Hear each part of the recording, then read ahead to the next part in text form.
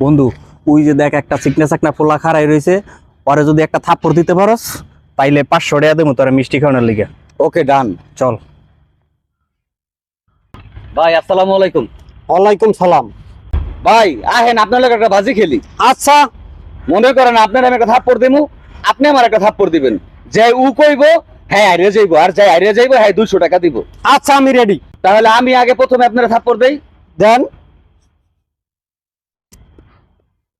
তাহলে আমি একটা থাপ্পড় দিই।